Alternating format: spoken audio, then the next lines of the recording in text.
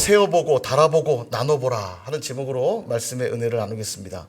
6월은 앞서 말씀드린 대로 성령의 다림줄이라는 목표로 우리가 나아갑니다.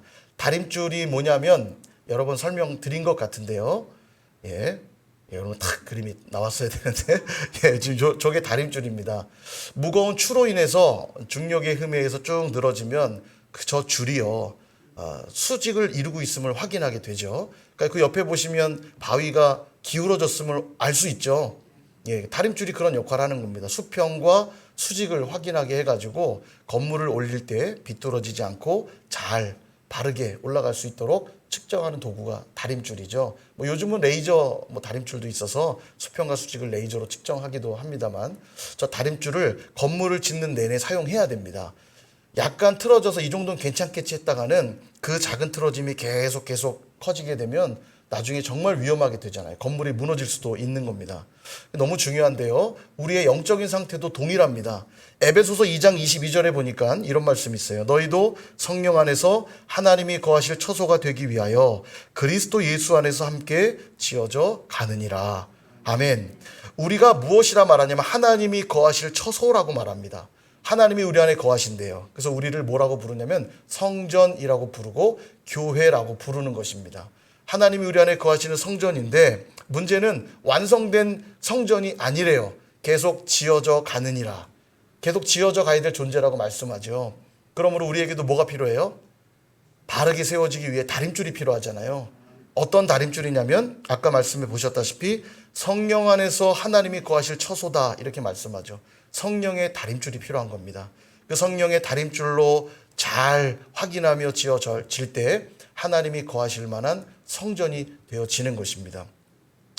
그러므로 6월 한 달은 우리가 성령의 다림줄로 성전다운 모습으로 보수되고 정비되고 오늘 남성연합셀이 아름답게 정비해 주었던 것처럼 우리의 성전도 우리의 영혼의 성전도 아름답게 정비되고 세워질 수 있기를 주님의 이름으로 축원드립니다.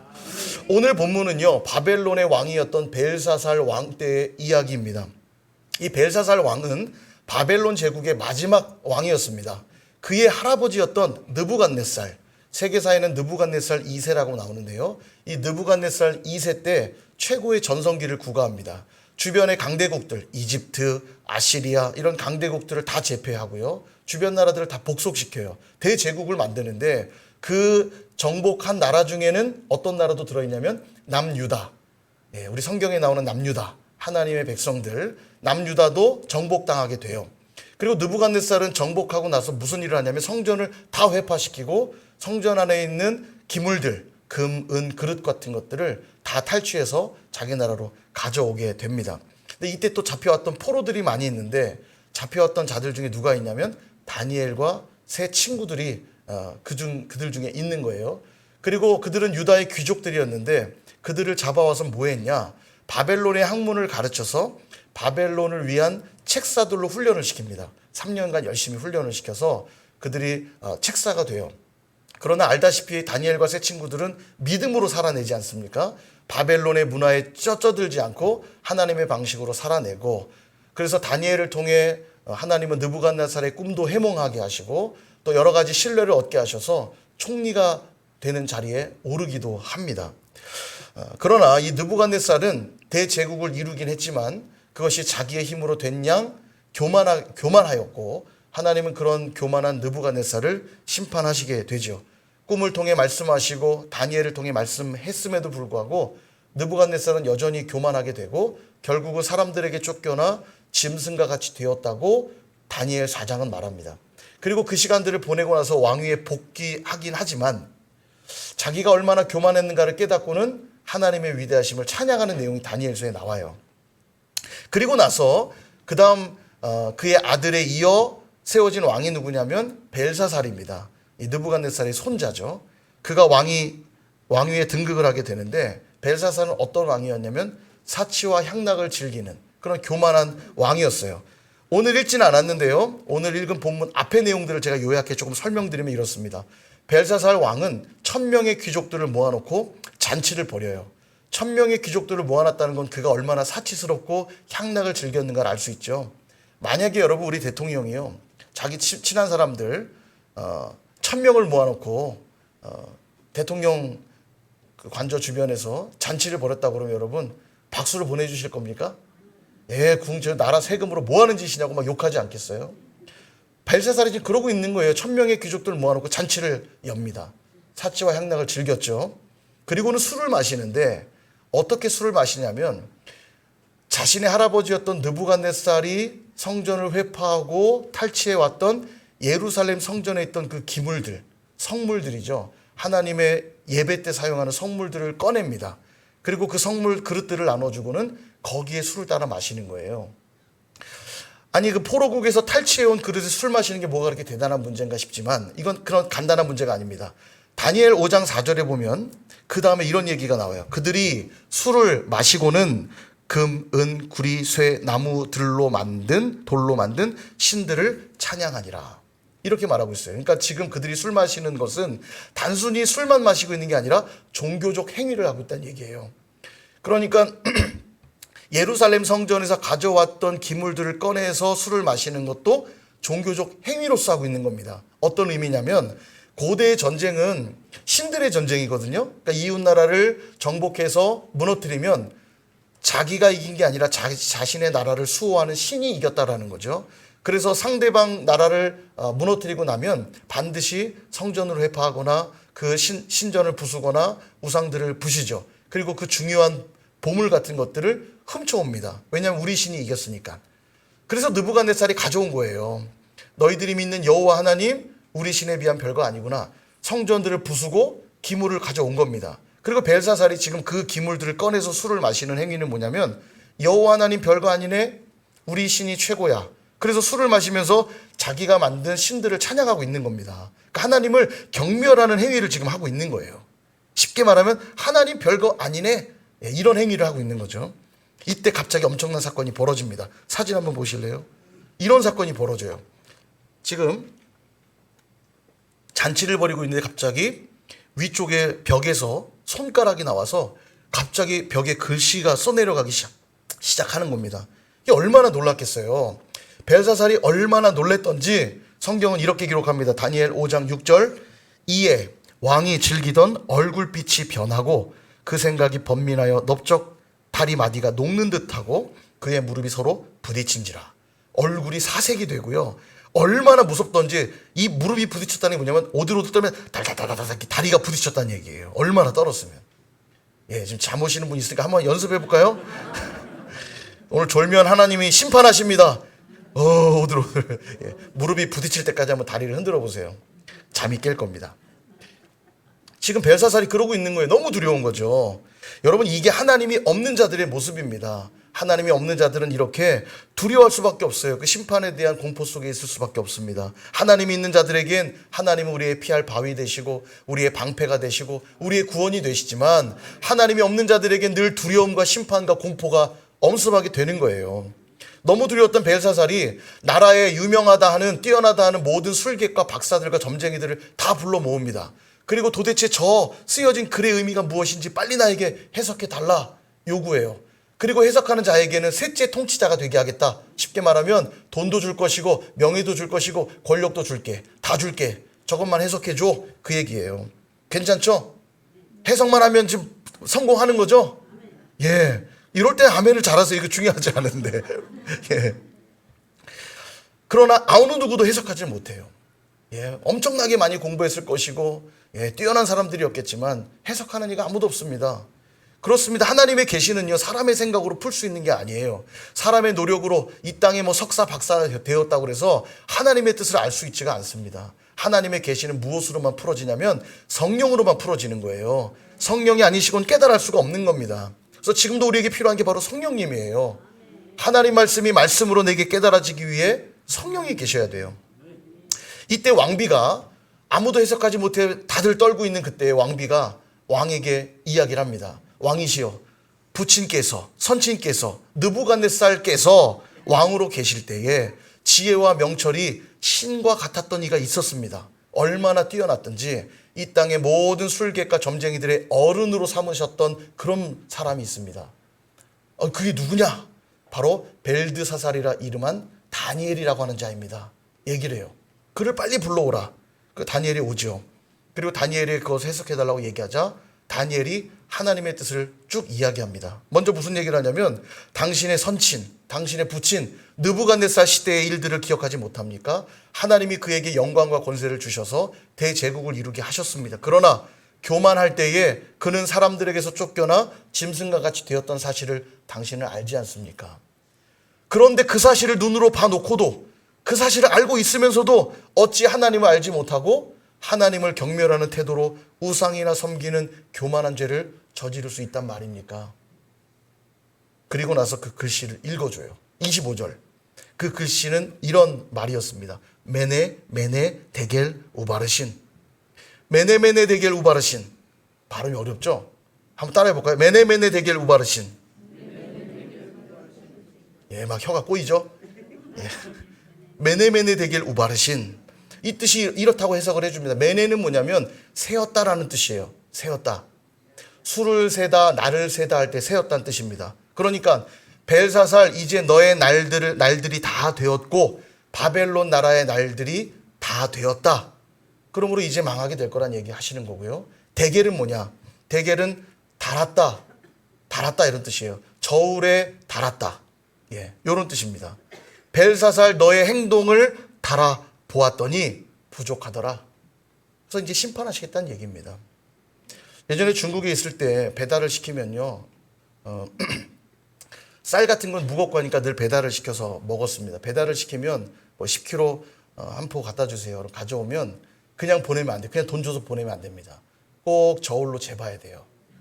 희한해요. 멀쩡한데 10kg가 다 안 들어있어요. 그래서 입구에 항상 저울을 놓고 배달원이 오면 덩이시야 잠깐 기다리세요. 쌀을 딱 올려놓으면 8kg. 2kg가 없어요. 2kg가. 자, 어떻게 뺐는지 뺐습니다. 그러면 또 아무렇지도 원래 다 그런 거라는 듯 당황하지 않고 돈을 깎아줘요.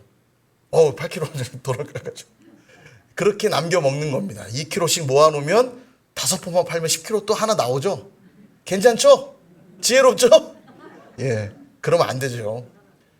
예, 달아보았더니 부족하니까 어떻게 됩니까? 돈이 깎이고요. 칭찬받지 못하고요. 예, 수치를 당하는 겁니다. 벨사살이 지금 그 상태인 거예요. 그의 행동을 달아보니 부족하였더라. 우바르신은 뭐냐? 이 우라는 건 접속어예요. 그리고라는 접속어니까 빼고 바르신은 난이었다 이런 말입니다. 성경에 이제 베레스라고 나오는데요. 바르신 뭐 변형형이겠죠. 바르신 난이었다 이런 뜻인데 이건 뭔 얘기냐면 너의 날수가 다 되었고 행동이 부족하니 이제 너의 나라를 나누어 주겠다 이런 말이에요. 메대 제국과 바사 제국에게 너의 나라를 나누어 줄 것이다. 이 그 얘기입니다. 그러니까 심판과 멸망의 말씀이죠.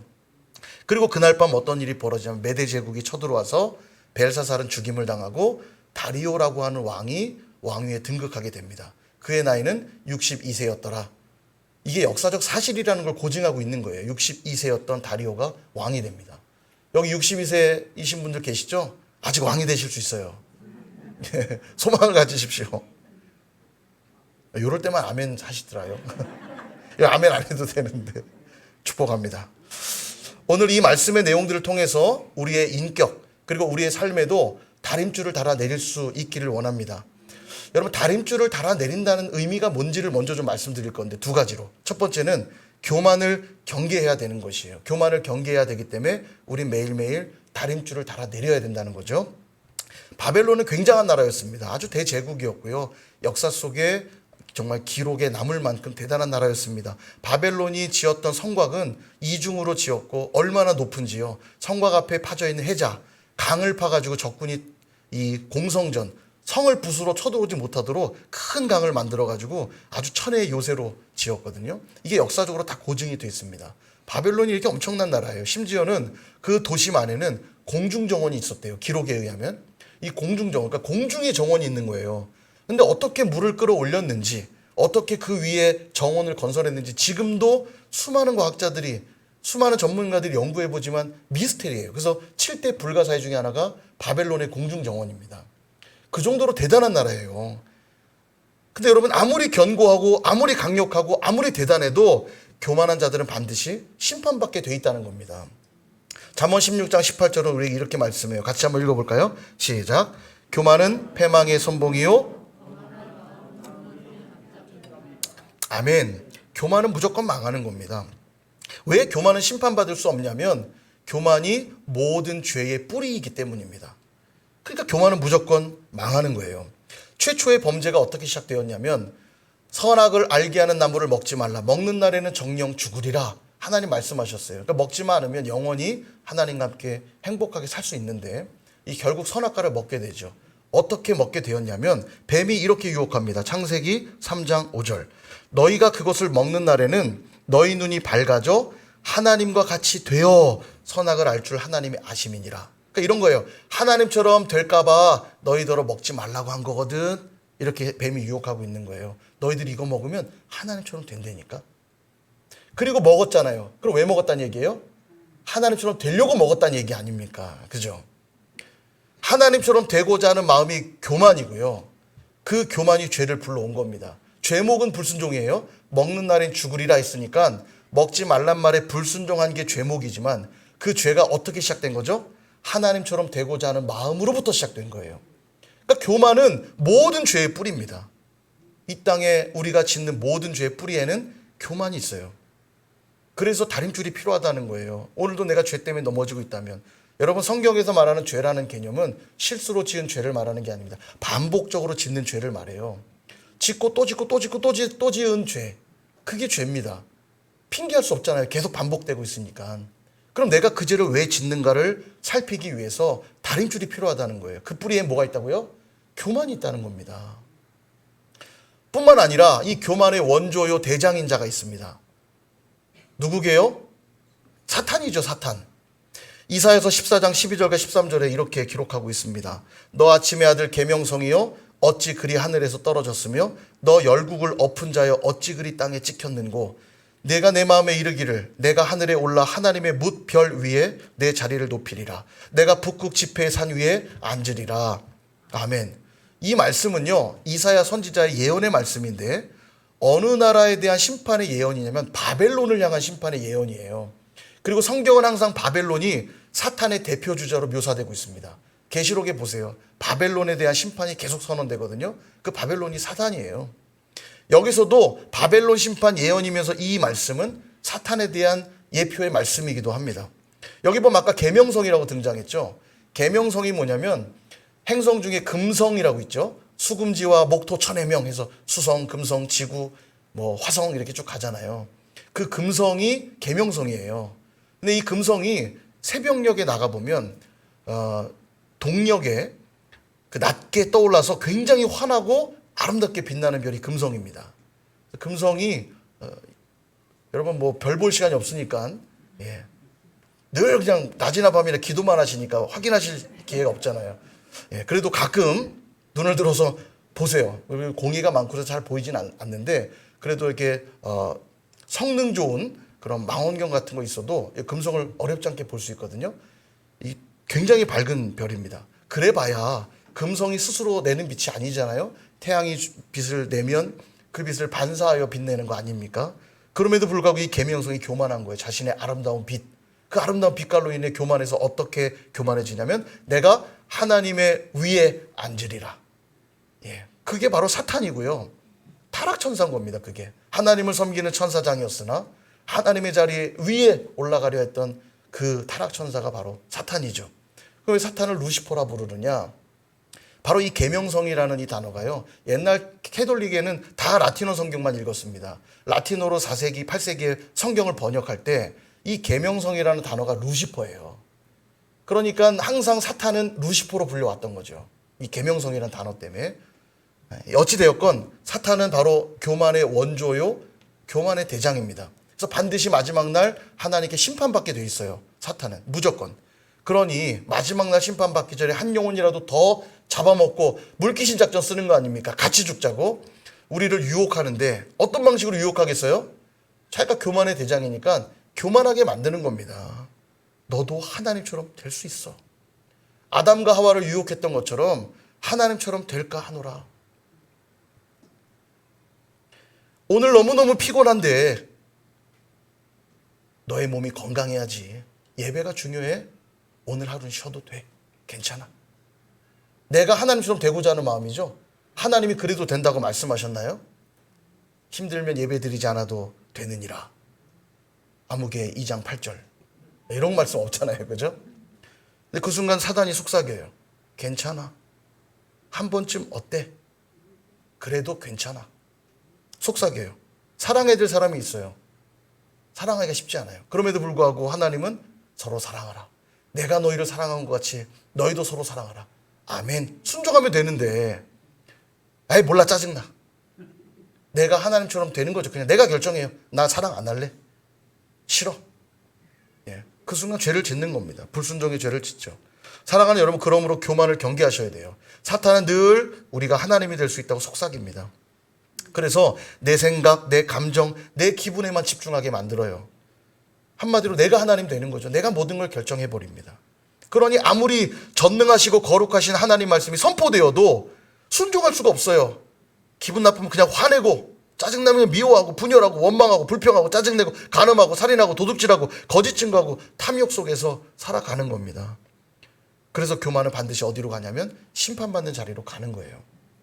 그래서 우리가 다림줄을 통해 이걸 확인하셔야 되고, 또 하나, 두 번째는 말씀에 순종해야 됩니다. 다림줄을 통해 말씀에 순종하는 자 자꾸 나가셔야 돼요. 오늘 벨사살 앞에 하나님의 뜻이 어떻게 드러났습니까?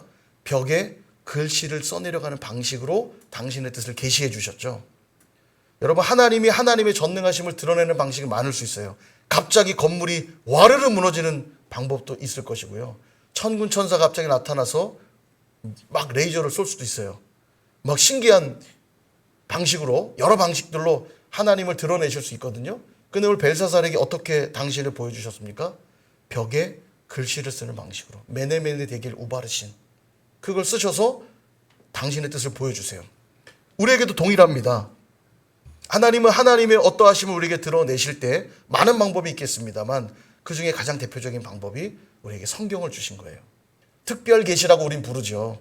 이 글을 통해서 하나님의 마음을 느끼게 하시고, 하나님의 음성을 듣게 하시고, 하나님의 뜻을 깨닫게 하세요.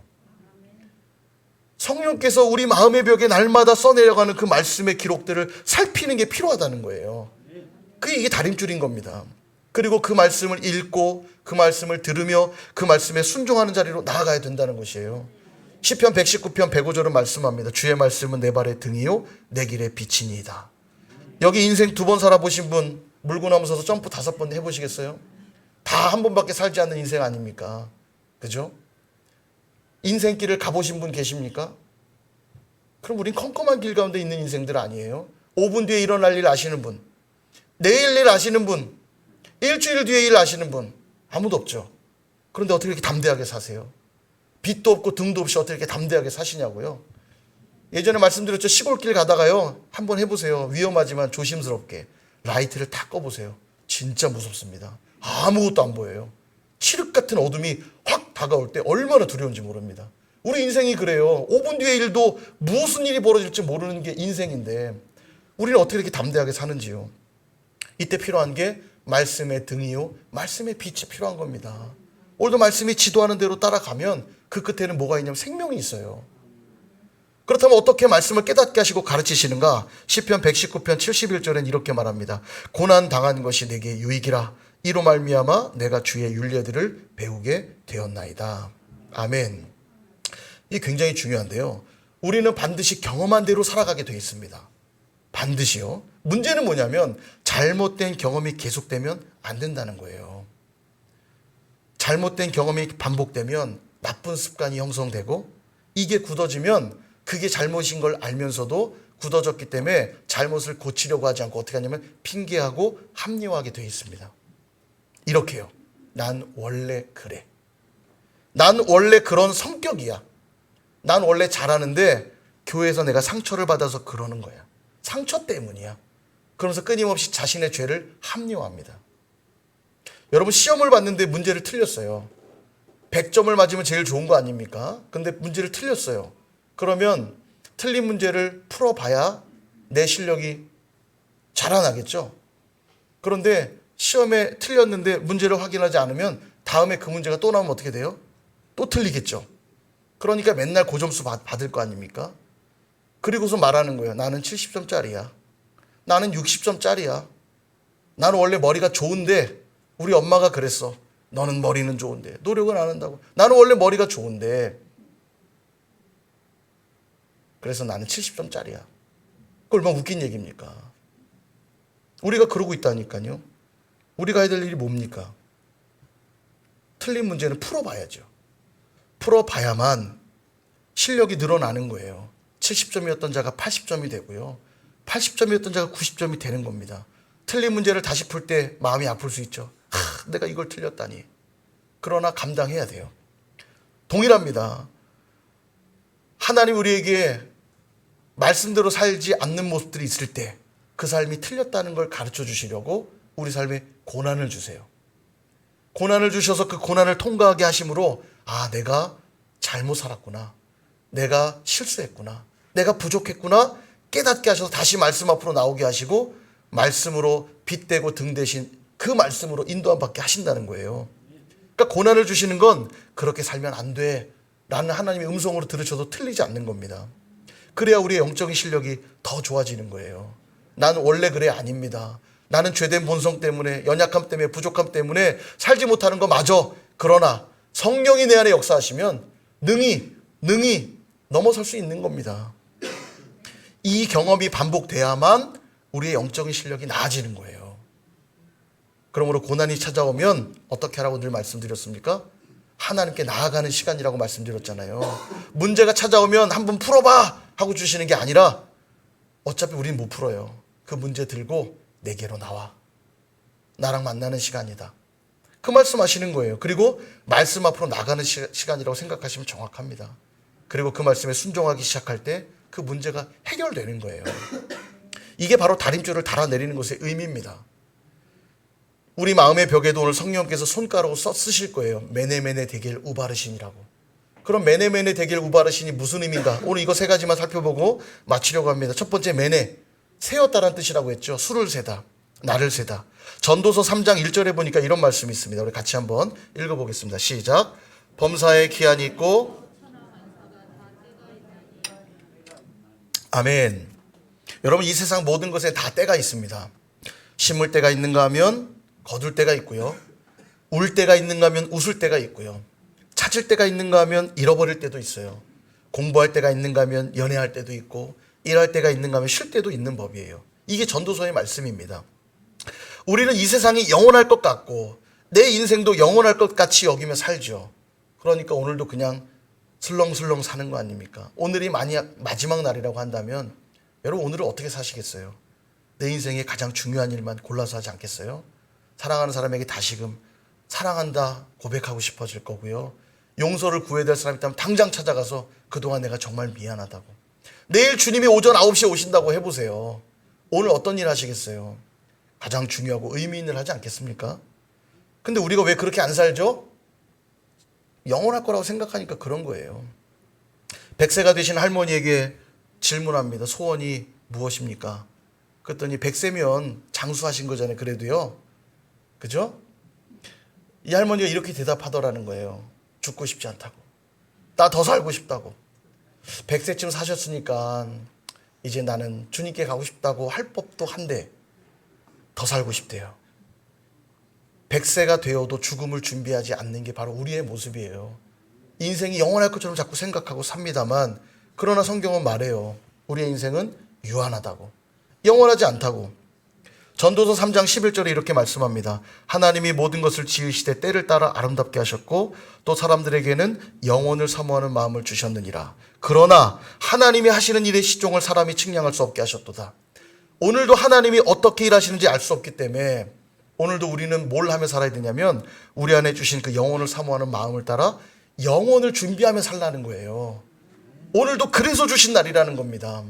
옛날 이의정이라는 배우가 그랬잖아요. 뇌 종양이 발견된 의사가 시한부 인생이 될 거라고 3개월밖에 못 산다고 얘기를 한 거예요. 그러니까 그가 얼마나 고통스러웠는지 달력에다가 3개월 뒤를 체크해 놓고는 하루하루 날을 지우는데 그렇게 괴롭더래요. 자기가 살 날이 며칠 안 남았으니까.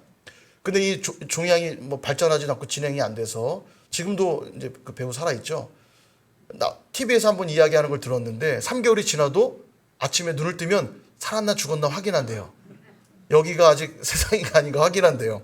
그리고 아직도 호흡이 붙어 있는 걸 보면서 하루하루가 그렇게 감사하다는 거예요. 그날은 선물로 받은 날이라는 거예요. 자기는 원래 이날 끝났어야 되는데 그 다음 계속 살면서 하루하루가 그렇게 행복하고 즐겁다는 거예요. 선물로 받은 날인 거죠. 그런 거예요. 여러분 이 땅을 디디며 살고 있다고 여러분의 소속이 이 땅이 아닙니다. 이 땅의 가치가 전부인 것처럼 살면 안 된다고요. 이 땅을 디디며 살고 있지만 물속에서 헤엄치고 있다고 그래서 자기가 물고기로 착각하고는 물에서 호흡하면 죽는 거예요. 우리는 아가미가 없어요. 물에서 수영하더라도 호흡은 물 밖에 입을 꺼내놓고 호흡을 해야 되는 거 아닙니까? 이 땅을 디디며 살지라도 우리의 본향은 저 하늘나라임을 알고 오늘도 그 영혼을 준비하라고 주신 시간임을 알고 살아가는 거예요. 다림줄로 여러분 이걸 확인하셔야 돼요. 매일매일. 오늘도 내게 주어진 이 날이 왜 주어진 날인지. 이 땅에서 잘 먹고 잘 살라고 주신 날이 아니라 영원한 저 천국의 삶을 준비하라고 주신 날이구나. 이거 깨달으라는 거예요. 그러므로 매일매일 성령의 다림줄로 나는 영원에 잇대어 살아가고 있는가를 점검하실 수 있길 축복합니다. 두 번째 대겔을 얘기했죠. 대겔. 저울에 달았다 이런 뜻이에요. 사무엘상 2장 3절에 보니까 이렇게 말씀해요. 여호와는 지식의 하나님이시라 행동을 달아보시느니라. 여러분 하나님은 우리의 행동을 달아보신대요. 그래서 우리는요 말 한마디 행동 하나 대충 하면 안 돼요. 하나님이 다 보고 계시고 그 행동들을 다 기억하고 계신대요. 기억하시는 정도가 아니라 계시록에 보니까 이 행동들을 책에 적어 놓으신대요. 계시록 20장 12절부터 15절에 보니까 이렇게 나옵니다. 또 내가 보니 죽은 자들이 큰 자나 작은 자나 그 보좌 앞에 서 있는데 이 보좌가 흰 보좌거든요. 마지막 날 우리 모두가 받게 될 심판이 바로 이 흰 보좌 심판입니다. 꼭 기억하십시오. 모두 다 심판을 받아요. 흰 보좌 앞에 심판을 받는데 무엇을 근거로 심판받냐? 보좌 앞에 뭐가 있냐면 책들이 있대요. 책들이 펴 있고 또 다른 책이 펴졌으니 곧 생명책이라. 그러니까 책이 지금 두 권인 겁니다. 하나는 생명책, 또 하나는 생명책 아닌 책. 이 두 권이 있고 이 책에는 자기 행위를 따라 책들에 기록돼 있대요. 그 사람이 살아왔던 삶의 내용들이 기록돼 있다는 거예요. 그래야 심판할 거 아닙니까? 기록이 있어야 너 몇 날 며칠 언제 어떻게 했구나. 그 기록에 따라 심판하신다는 거예요. 두렵죠. 13절. 바다가 그 가운데서 죽은 자들을 내주고 또 사망과 음부도 그 가운데 죽은 자들을 내주매 각 사람이 자기의 행위대로 심판을 받고 각 사람이 자기 행위대로 심판을 받는데요. 그래서 14절. 사망과 음부도 불못에 던져지니 이것은 둘째 사망 곧 불못이라. 자기 행위대로 심판을 받는다면 이 땅에 죄 짓지 않은 이들이 있을까요? 없죠. 그러니까 결국 그 죄값을 받게 되니까 다 어디에 던져집니까? 불못. 둘째 사망이란 말은 다시는 살지 못하는 영원한 벌 가운데 놓인다. 영벌, 지옥불에 던져진다는 거예요. 근데 이때 15절. 누구든지 생명책에 기록되지 못한 자는 불못에 던져지리라. 그러니까 책이 두 권 있다고 그랬죠. 생명책이 아닌 책에 기록된 자들은 그래봐야 아무리 선하게 살아봐야 죄 가운데 있는 자들 아닙니까? 그러니까 불못에 던져지겠지만 생명책에 이름이 기록된 자들은 구원을 얻는데요. 그럼 우리 이름이 어디 있어야 돼요? 생명책이에요. 그러면 생명책에 기록되기 위해서 어떻게 해야 되는가? 역시 생명책에 기록될 행위가 있어야 되겠죠, 우리에게. 그 행위가 뭔가? 요한복음 6장 29절. 우리가 해야 될 일이 뭔지 한번 보십시다. 한번 읽어볼게요. 시작. 예수께서 대답하여 이르시되 하나님께서 보내신 이를 믿는 것이 하나님의 일이니라 하시니. 아멘. 하나님은 반드시 행동을 달아보고 그 행동대로 심판하시는데 구원받는 이들은 어떤 행동들을 한 이들이냐면 예수의 이름으로 살아간 자들이라는 거예요. 예수의 이름에 의지해 살아간 자들은 생명책에 그 행위가 기록되어 예수님의 그 의를 힘입어 구원을 받는 겁니다. 이게 아멘에 되어 이르게 해요. 이게요. 예. 엉뚱한 것에 아멘하지 마시고 이런 말에 아멘. 예. 그냥 관념적으로 난 예수님 믿는데요. 나 교회 다니는데요. 그런 걸 말하는 게 아닙니다. 매일매일의 삶에 예수의 이름에 힘입어 살아가는 거예요. 죄질 때도 있겠죠. 넘어질 때도 있을 겁니다. 그러나 괜찮아요. 그럼에도 불구하고 다시 예수 이름 붙잡고 일어서서 예수의 이름으로 살고 예수님 의지에 살고. 예전에 누가 그러는 거예요. 자기 회사 가서 자기의 부족함 때문에 하나님의 영광 가리울까 봐 자기 교회 다닌다는 얘기 안 한다는 거예요. 예수 믿는다는 얘기 안 한대요. 그게 하나님의 영광을 드러내는 모습인가요? 아니죠. 그 사람은 착각하는 겁니다. 그 자기 의의를 드러내려고 하는 것이죠. 우리가 예수 믿어서 영광을 드러낸다는 건 세상에서 높아지고 잘나고 유명해져서 하나님 영광을 드러내는 게 아니에요. 꼭 반대입니다. 내가 이렇게 부족한데 내가 예수님 믿었더니 그런 나도 구원해 주시더라.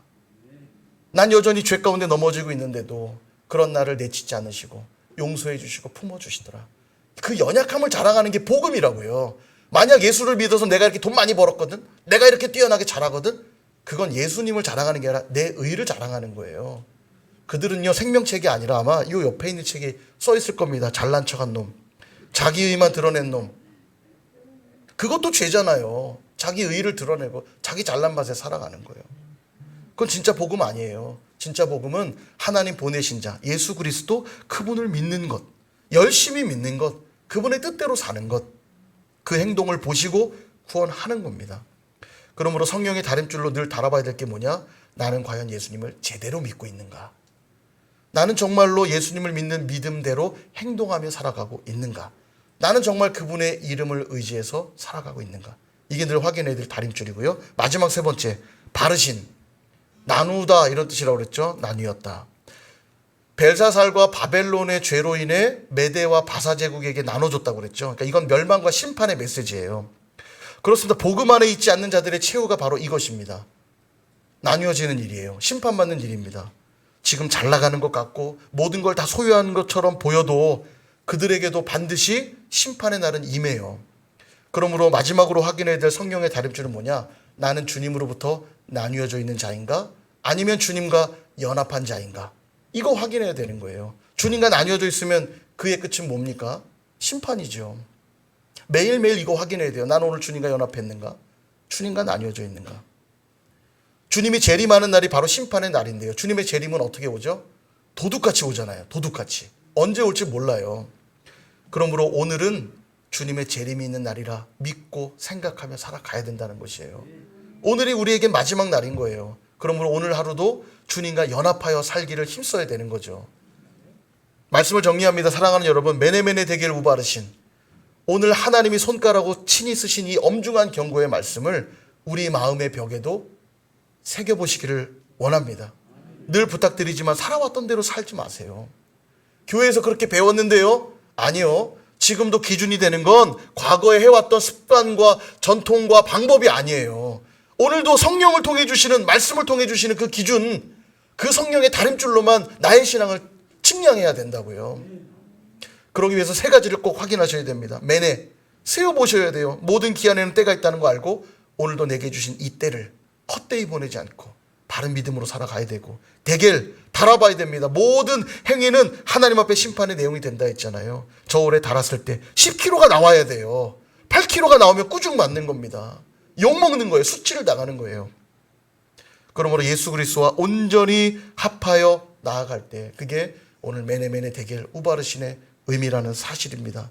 그러므로 그렇게 6월 한 달도 성령의 다림줄로 아름다운 성전으로 아름답고 복되게 지어져 가는 저와 여러분 다 되시기를 주님의 이름으로 축원드립니다.